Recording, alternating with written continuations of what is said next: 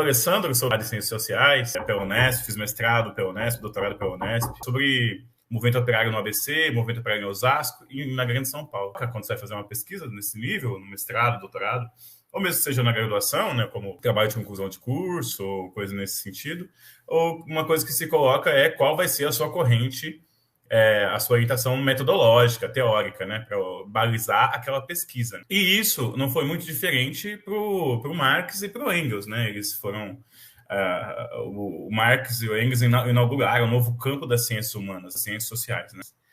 E aí, quando você vai fazer uma pesquisa na internet, por exemplo, se você procurar, aparece um pouco confuso, na verdade, um guia por dentro disso, por dentro do Marx, por dentro da forma como se elaborou, né? Então, a gente pode separar no campo, aqui na obra do Marx, dois momentos, né?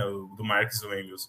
Uma parte quando eles mesmos estão se debatendo com as tradições da filosofia, da economia política, e até que se chega um momento que vai se ter, então, o corpo formado dessa nova teoria, desse novo método de análise da realidade, né? Que é o materialismo histórico dialético. Isso, assim, no começo, quando você começa a estudar o Marx, o marxismo, pode-se ter uma ideia que desde o começo, desde as obras de 42, né, 41, 42, 1841, 1842, o Marx já tivesse tudo pronto, toda uma teoria pronta, elaborada, totalmente desenvolvida, né, nas suas múltiplas determinações e uma forma já pré-estabelecida. Mas quando você vai analisando obra por obra, desde a tese de doutorado dele, ou tese doutoral, né, que é esse livrinho muito interessante, que é a diferença entre a filosofia da natureza de Demócrito e a de Epicuro, o Marx vai fazendo já a sua própria incursão. É curioso você pensar o Marx como um cientista, né? É mais comum você ver pensando ele como um agitador, um propagandista, né? Um agitador, propagandista e o organizador do movimento operário. Ele é isso também, né? Ele é uma parte muito importante do Marx e do Engels, né? Mas não se esgota isso. Esse protagonismo, essa militância, essa construção toda que se faz, foi a partir de uma busca científica de análise da realidade. Esse é um aspecto interessante quando você vai pensar esse novo corpus que surge. O Marx começa a trajetória dele, então, já em 1838, 37, quando ele vai fazer essa tese doutoral dele, ele vai analisar uma das obras do Hegel, né? A história da filosofia do Hegel, e ele repara lá que o Hegel iguala o Demócrito e o Epicuro. E aí o Marx vai tentar, então, eu publiquei esse texto também, está em algum lugar por aí na internet, e o Marx vai tentar, então, nessa tese de doutorado, mostrar, hoje seria mais como uma tese de mestrado, na verdade, né? E ele vai tentar mostrar lá, então, que tem uma diferença entre o Demócrito e o Epicuro. Então ele vai pegar lá e vai buscar estudar a sociedade grega e a produção desses dois autores e tudo mais, né? E ele chega a duas questões diferentes aqui. Uma que ele vai dizer que o Demócrito, como filósofo da natureza, ele faz uma análise importante, mas ele pressupõe que a existência humana é dada por condições naturais, por condições objetivas postas, e o destino é pré-estabelecido. Então, o ser humano tem pouco a se fazer na determinação da sua existência, né? O seu destino está traçado. E aí, o Demócrito, e isso tem toda uma discussão que eles fazem sobre a teoria do átomo, né? Como é que os átomos caem. O Demócrito é o pai da teoria atômica, né, dos átomos. Como é que a realidade se constrói, né? Então, a realidade material é como se fosse formada por átomos que caem diretamente e formam essa totalidade, igual aquela tela do Matrix, né? E aí, o Epicuro vai debater com essa ideia e vai dizer que existe uma coisa que é a casualidade, que os átomos não se formariam apenas numa queda horizontal, né? Mas que também os átomos se movem loucamente por aí e tal, né? E se os átomos se movem assim dessa forma indeterminada, então haveria a possibilidade do acaso na realidade social, na realidade natural. E se há a possibilidade do acaso, então o ser humano poderia escolher entre um caminho X ou um caminho Y. Então percebam, aqui você já começa a ver o Marx pensando o papel do sujeito na interpretação da realidade. E esse é um elemento basilar, fundamental no Marx, que é compreender o ser humano como um sujeito ativo, que age na realidade, é um animal natural com uma capacidade de transformar o mundo. E quando o ser humano transforma o mundo, ele transforma a si mesmo. O Marx deixa isso muito claro lá na ideologia alemã, o Marx e o Engels, né? No Manuscritos Econômicos Filosóficos, o Marx faz um bom debate sobre isso, a ação humana na transformação da natureza, né?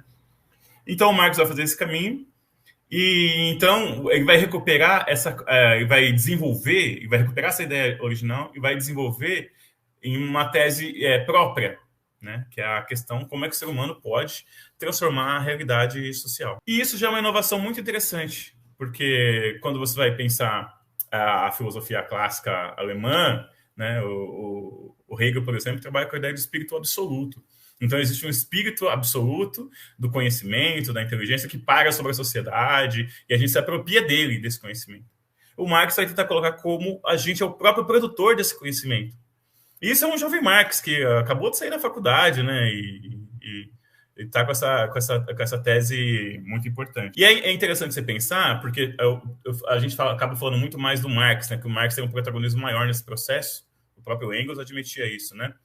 Mas quando você pega a tese do Marx, ele está pensando o Hegel, ele está pensando na filosofia, né, que é esse aspecto que eu coloquei.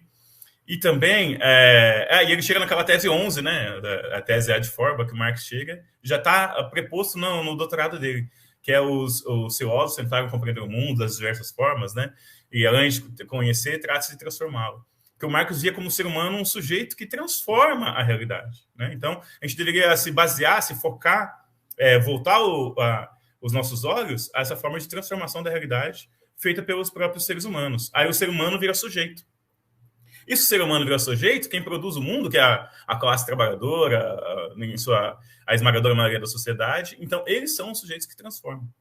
E na filosofia clássica alemã, como o Marx está debatendo, ele chega nessas conclusões muito pessoais, né, com elaboração própria, mas ele está no campo da filosofia ainda, né?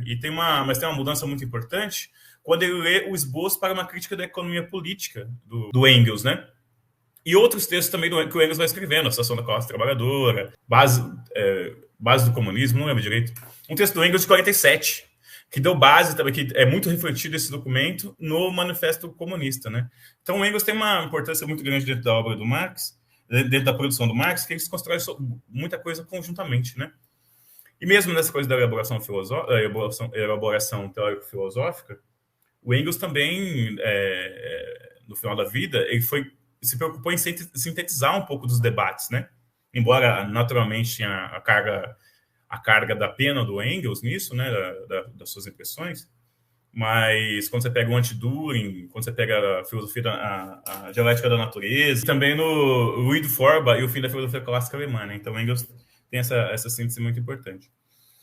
Então, esse é o primeiro elemento. Você pensar que o ser humano é um ser ativo na natureza, que compreende a natureza e que elabora a partir da sua experiência. E isso é ontológico, é uma coisa, é o elemento de todos os seres humanos. Todo ser humano tem essa capacidade, certo? Isso é independente da própria existência da ciência enquanto campo separado de pesquisa e investigação. Antes mesmo da existência de uma ciência acabada, desenvolvida, institucionalizada, o ser humano já produz conhecimento, né? E é só a partir disso que você pode ter a ciência como forma autônoma, né? Isso é independente do letramento, porque o ser humano ele experimenta, transforma a natureza, ao transformar a natureza ele transforma a si mesmo, e não só esse movimento, mas ele ainda transmite para as novas gerações. Então as novas gerações podem transformar a natureza com base nos elementos já deixados por outras sociedades, por seus antepassados, e avançar nisso.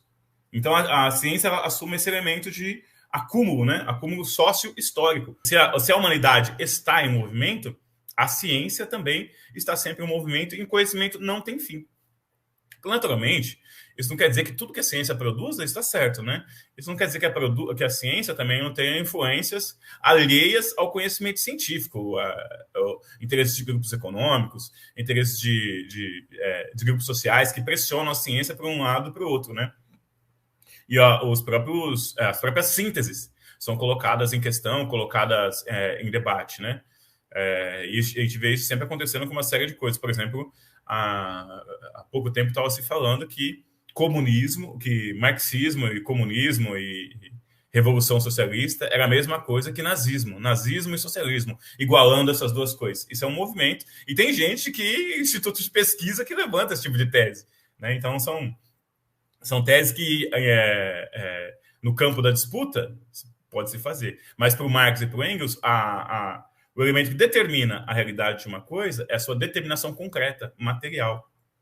Então, a ciência, os conceitos, que a ciência trabalha com conceitos, que é um conjunto de sínteses, né, elaborados por pesquisas e que dialogam entre si. A ciência, ela elabora, a partir de problemas, né, uma base conceitual. É o concreto pensado. O concreto, ele existe como síntese de múltiplas determinações, ele se põe ao ser humano. Quando você acorda, você abre os seus olhos e está lá um mundo material. E um mundo material que, em sua esmagadora maioria, não foi você que construiu. Você herda isso das gerações anteriores. Mas o mundo concreto, material, objetivo, está colocado lá e você tem que se relacionar com ele. E isso envolve uma série de conceitos, né? E o conceito é essa base científica que vai ser desenvolvida para a compreensão da realidade.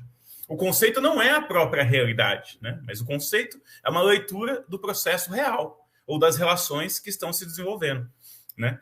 E em todos os campos a ciência elabora esses conceitos e, naturalmente, todos os conceitos são passíveis de serem repensados, serem questionados, né?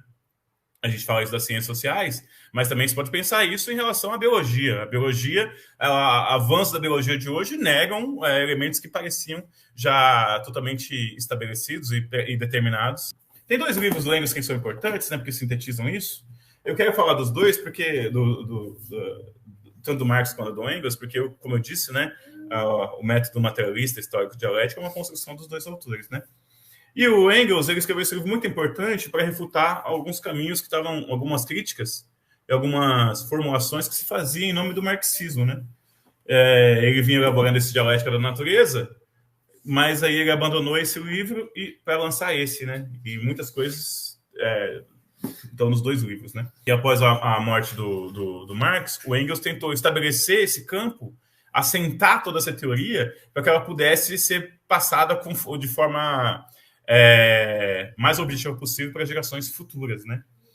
E você vê, por exemplo, essas elaborações do Marx da juventude, de 42, desde a tese de doutorado dele, ou depois também a filosofia do direito.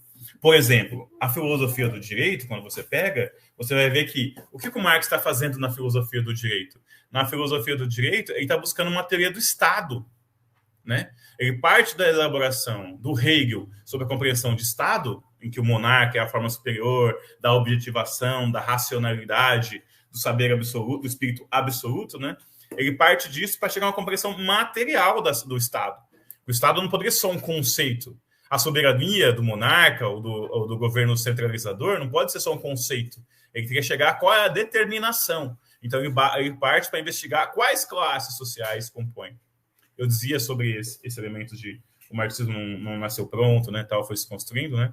Por exemplo, você pega esses textos da juventude do Marx, esse aqui, a crítica da filosofia do direito, a questão judaica, os despossuídos, você vai pegar todos esses livros e você vai ver que ali não tem um conceito de classe social, de proletariado, entende? São conceitos que ele vai inserindo e vai se transformando e vai chegando a formas mais afinadas e desenvolvidas depois. Depois, no final, quando você vai ver a teoria do Marx olhando para trás, né, do Capital para trás, vai ver que o Marx chegou à elaboração de 4 teorias, eu falo, né, que compõem uma totalidade, né? O primeiro elemento é uma teoria do Estado, que o Marx vai pegar ali na questão judaica, aqui na crítica da filosofia do direito, no glosas críticas marginais, para fazer uma descrição científica do que é o Estado. Quais são as suas determinações? Quais são as determinações objetivas que possibilitam a existência de uma instituição centralizadora, né? Então, esse é um primeiro elemento que o Marx vai fazendo, vai elaborando, né?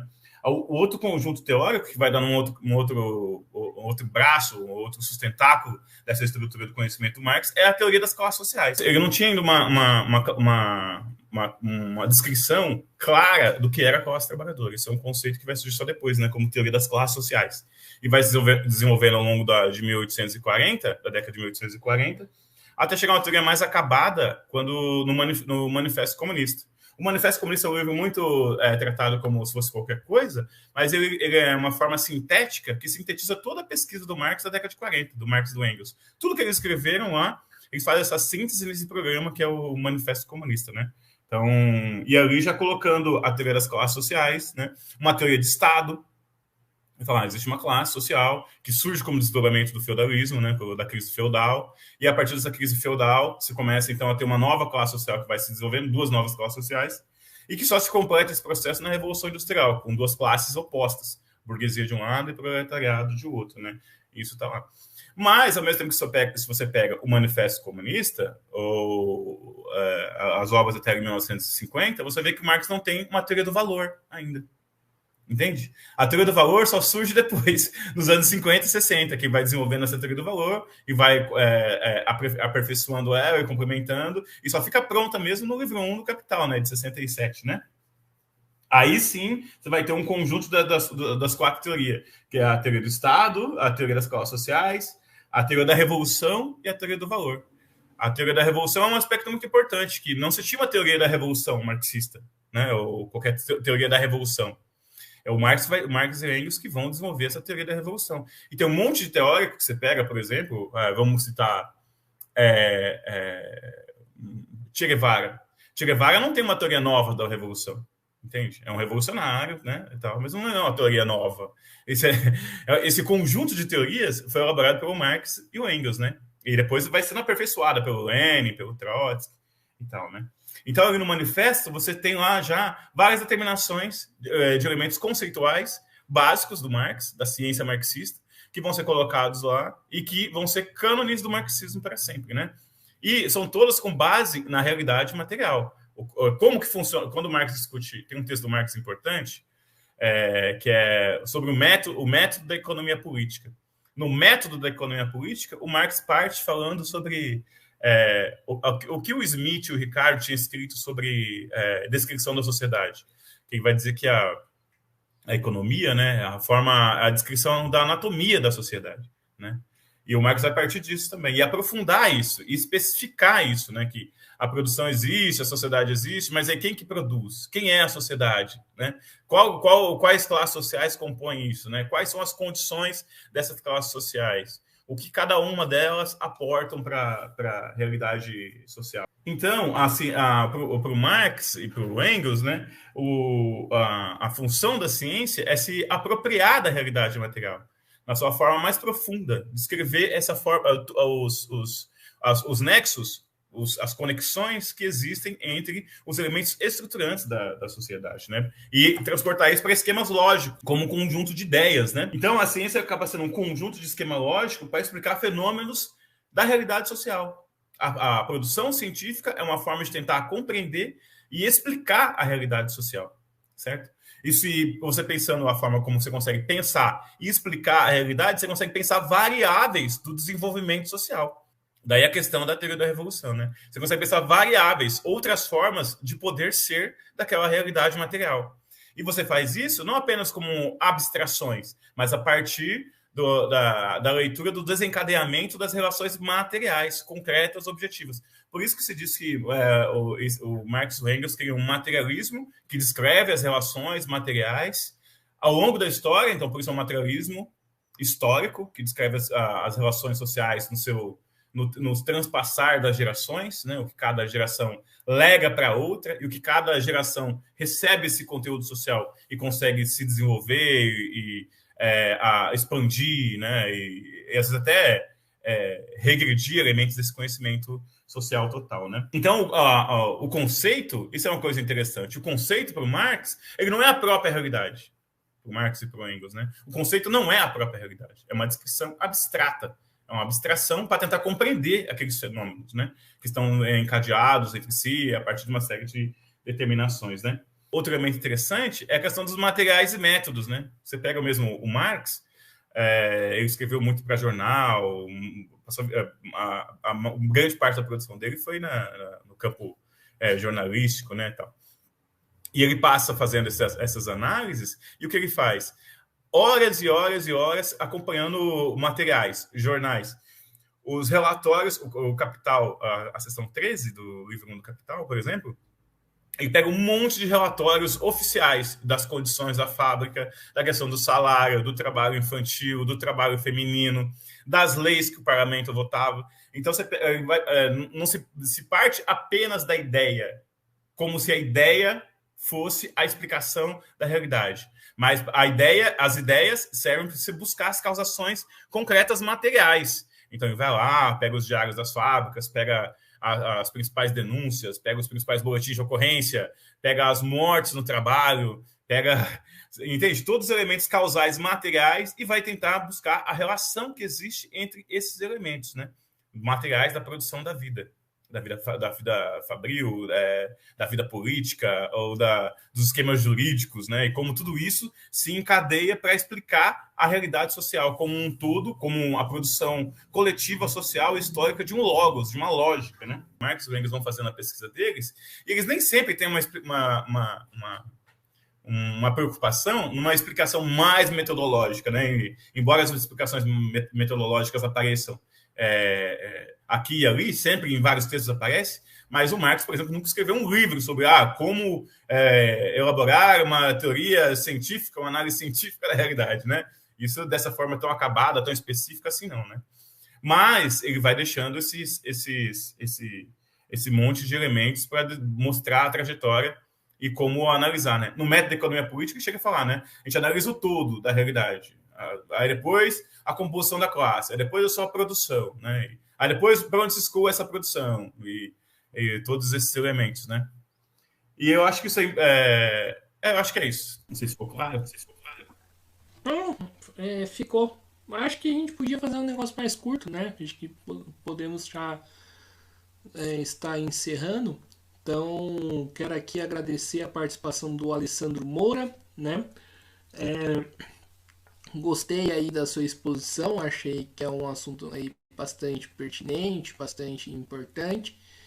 E passo a bola aí para ele fazer suas considerações finais. Não, disso tudo, o artigo eu acho que eu quero mais estimular o debate, né, e mostrar que existe um caminho dentro da obra do Marx para isso, mas que a questão central para o Marx é que é possível conhecer a realidade. E se é possível conhecer a realidade, isso é a preocupação que ele coloca desde lá da tese dele de doutorado, né? O ser humano consegue compreender a realidade. E se ele consegue compreender a realidade, ele consegue pensar as possibilidades de existência, né? De outras formas para além do imediato. Então, o ser humano não é um animal pré-determinado que tem que ficar reproduzindo sempre a sua forma de vida, o imediato que recebeu. O ser humano, ele pode na sua transformação da natureza, abrir uma imensa gama de possibilidades de ação sobre o mundo. E se isso é possível você pensar a transformação da sociedade. E se é possível pensar a transformação da sociedade, você pode pensar que tipo de sociedade você gostaria de viver, entende? E qual tipo de sociedade possibilitaria a expansão das liberdades humanas? Que o Marx está pensando isso. O ser humano, a partir do seu conhecimento, conseguiu expandir suas liberdades em relação à natureza. No entanto, na forma de vida do presente, enquanto síntese de múltipla determinação, existe uma série de barreiras para emancipação humana, né? E o ser humano consegue identificar essas barreiras que impedem a sua emancipação dos elementos retrógrados que ele prendem, que impossibilitam a sua evolução. Quanto mais clareza o ser humano tem das suas barreiras, mais ele pode expandir sua capacidade. E quanto mais ele puder expandir sua capacidade, melhor ele pode viver com a sua própria espécie, entre o próprio ser humano consigo mesmo e também com o restante da natureza. O ser humano é natureza, né? Mas ele não é a própria natureza. Ele é só um fragmento da natureza. E quanto mais a ciência avança, uma ciência materialista, crítica, que faz autoanálise de si e de sua própria ação no mundo, mais consegue expandir a possibilidade de liberdade humana. É isso. Muito obrigado pelo convite. Espero que eu tenha conseguido esclarecer um pouco mais. Convido a ler o texto aí, né? A gente cola aí depois aí no canal, ok? Muito obrigado, valeu. Boa semana para todo mundo. Maravilha. O Ale que vai estar aqui no mesa de debates aqui, né? Basicamente uma semana, né? Conversando aí sobre as manifestações de junho de 2013. Inclusive, convido aí todo mundo a assistir, né? E também debater com a gente. Então é isso aí. Quero mais uma vez agradecer a participação do Ale, agradecer também, né, você que nos acompanhou. Peço aí que se inscreva no canal Mesa de Debates de Tudo Um Pouco, acompanhe o nosso trabalho, curta, compartilhe, comente aí este e outros vídeos, curta a nossa página no Facebook, segue a gente no Instagram e também no TikTok, contribua aqui com o nosso Pix 385 007 02800 CPF e quem quer, né, participe aí do nosso Padrim, www.padrim.com.br/podcast Mesa de Debates. É isso aí, meus amigos.